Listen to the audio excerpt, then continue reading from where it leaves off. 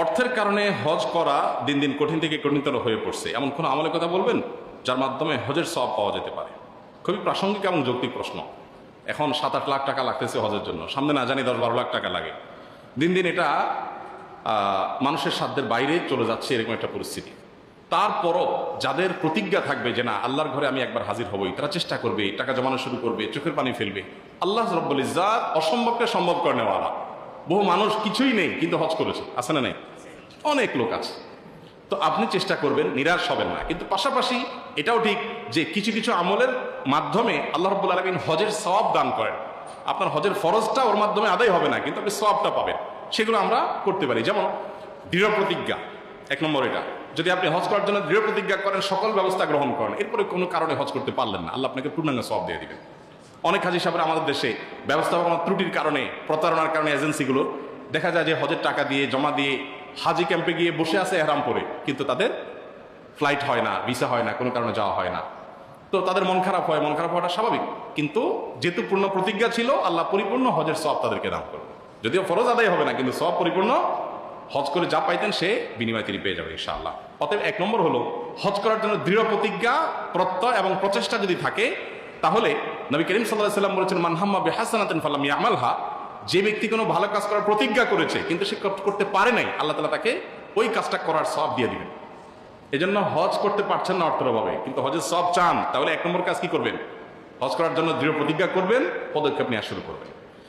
দ্বিতীয়ত হলো বাসা থেকে কেউ ভালো করে পবিত্র হয়ে যদি মসজিদে আসে সালাত আদায় করবার জন্য, তাহলে নবী সাল্লাল্লাহু আলাইহি ওয়াসাল্লাম বলেছেন এই ব্যক্তি আল্লাহর রাহে, আল্লাহর ঘরে হজ করনেওয়ালা এহরামরত ব্যক্তির সমান মর্যাদা পায়।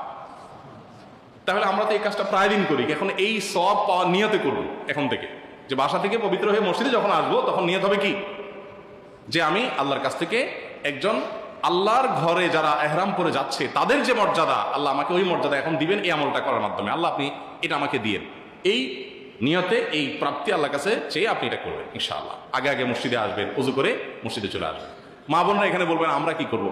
আপনাদের জন্য অপশন হলো ওই যে পুরুষগুলোকে বাইর করে দিবেন ওযু করে, এই আমলটা তাদের দিয়ে করাবেন, তাহলে আপনি সেম সওয়াব পেয়ে যাবেন।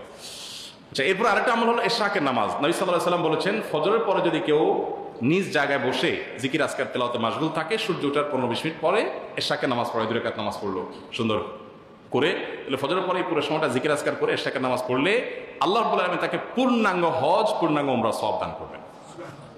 তাহলে ইশরাকের নামাজ পড়ার মাধ্যমে আমরা সওয়াবটা পেতে পারি।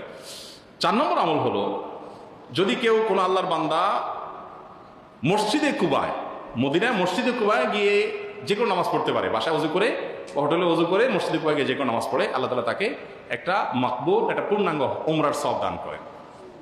একটা উমরার সওয়াব আল্লাহ তাআলা দান করেন মসজিদে কুবায় গিয়ে নামাজ পড়ে। তাহলে উমরার সওয়াব এখানে পেতে পারে শুধু ওখানে নামাজ পড়ার মাধ্যমে। 5 নম্বর হলো রমাদানে উমরা করা। যদি রমাদানে কেউ উমরা করে তাহলে হজের সমান সওয়াব পায়। কোন কোন হাদিসে আসছে নবী সাল্লাল্লাহু আলাইহি ওয়াসাল্লামের সাথে হজ করলে যেরকম সওয়াব হতো, রমজানে উমরা করলে সেরকম সওয়াব পাওয়া যায়। 6 নম্বর হলো কোনো হাজী সাহেবকে হজে যাওয়ার ব্যবস্থা করে দিলেন, আপনি সব রেডি করে দিলেন, এর মাধ্যমে আল্লাহ তাআলা আপনাকে হজের সওয়াব দান করবেন। 7 নম্বর হলো 33 বার সুবহানাল্লাহ, 33 বার আলহামদুলিল্লাহ, 33 বার আল্লাহু আকবার রাতে শোয়ার আগে যদি পড়েন, তাহলে সেক্ষেত্রে আল্লাহ রাব্বুল আলামিন এর বিনিময়ে ধনীরা ধন পাওয়ার কারণে হজ করা, দান করা যত সওয়াব পায়, আপনি আমলটা করলে সেরকম সওয়াব পাবেন। তাহলে রাতে শোয়ার সময় নিয়মিত আমরা এই তাসবিহগুলো পড়বো ইনশাআল্লাহ। আর 8 নম্বর আমল হলো আপনি বাসা থেকে যদি মসজিদে যান, উদ্দেশ্য হলো এলেম হাসিল করা, এই যে মজলিসটা এলেমের মজলিস, দিন শেখার মজলিস, দিন শেখার উদ্দেশ্যে যদি বাসা থেকে মসজিদে যান, এই ব্যক্তিকে আল্লাহ রাব্বুল আলামিন হজের সমান, হজের মতো সওয়াব দান করেন, হাজী সাহেবদের মতো মর্তবা মর্যাদা দান করেন। তাহলে এই 8টা আমল আমরা করতে পারি। আবার বলছি এক নজরে, 1 নম্বর হলো পাক্কা নিয়ত করা হজের জন্য, এর জন্য চেষ্টা শুরু করে দেওয়া, না করতে পারলে আল্লাহ তাআলা সওয়াব দিবেন। 2 নম্বর হলো বাসা থেকে পবিত্র হয়ে ওযু করে হজের এহরামকারী ব্যক্তির মতো সওয়াব পাওয়ার আশায় মসজিদে এসে সালাত আদায় করা এবং আগে আগে আসার চেষ্টা করতে হবে। 3য়ত হলো সকালে ফজরের পরে আপন জায়গায় বসে জিকির আজকার তেলাওয়াত করে অপেক্ষা করা, সূর্য ওঠার পরে কিছুক্ষণ পরে ইশরাকের নামাজ পড়া। 4 নম্বর হলো মসজিদে কুবায় গিয়ে যে কোনো নামাজ পড়া। 5 নম্বর হলো রমজান মাসে উমরা করা। 6 নম্বর হলো কোনো হাজী সাহেবকে হজে যেতে সহযোগিতা করার ব্যবস্থা করে দেওয়া। আর 7 নম্বর হলো রাতের শোয়ার সময় 33 বার সুবহানাল্লাহ, 33 বার আলহামদুলিল্লাহ, 33 বার আল্লাহু আকবার, অনেক বর্ণনা আছে 34 বার আল্লাহু আকবার। তো এই আমলটা করতে থাকা। আর 8 নম্বর আমল হলো মসজিদে বাহির থেকে শুধুমাত্র ইলম অর্জন করার জন্য যাওয়া। নামাজ পড়ার জন্য তো আমরা আসি, ইলম অর্জন করার জন্য যখন যাব